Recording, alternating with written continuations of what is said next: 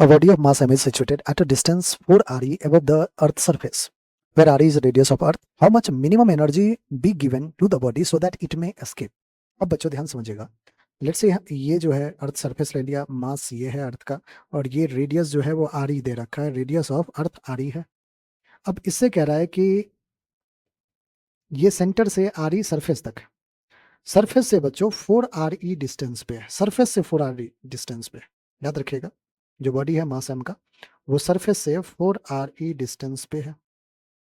That mean centre से 5 R E हो जाएगा। ऑलराइट, अब ध्यान समझिएगा क्या कह रहा है। अगर ये यहाँ पे रखा हुआ है बच्चों, तो इसका इनिशियल वेलोसिटी तो जीरो होगा, तो काइनेटिक एनर्जी भी इनिशियल जीरो हो जाएगा। ठीक है, पोटेंशियल एनर्जी इनिशियल क्या हो जाएगा, आप कहोगे माइनस का G M M upon 4 R E plus R E 5 R E हो जाएगा। ऑलराइट, यहाँ तक तो कहानी समझ में आती है।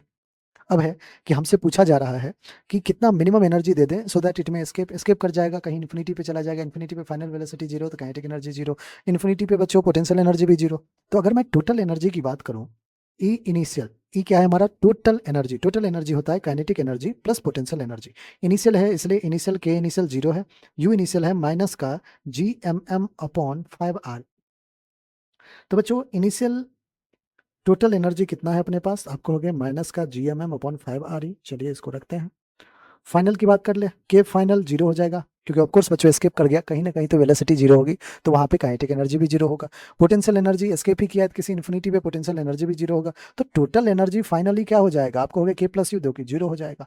अब बच्चों हमसे क्या पूछा है कि मिनिमम एनर्जी कितना दे कि ये बॉडी एस्केप कर जाए, तो रिक्वायर्ड मिनिमम एनर्जी। अब रिक्वायर्ड मिनिमम एनर्जी क्या होगा बच्चों, required minimum energy to escape, required minimum energy to escape will be final total energy final minus total energy initial।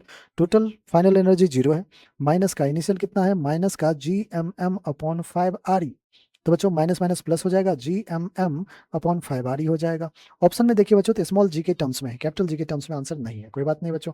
हमें पता है कि acceleration due to gravity on surface of earth क्या होता है, G M upon radius of earth R E का square, ये होता है acceleration due to gravity on surface of अर्थ।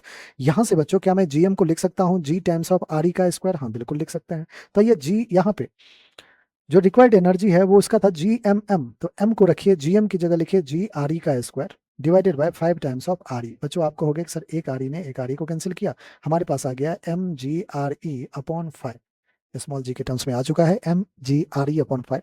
देखते हैं कौन सा ऑप्शन है, m g r e upon 5 हमारा सी ऑप्शन है, और सी ही बच्चों बिल्कुल हमारा करेक्ट आंसर है।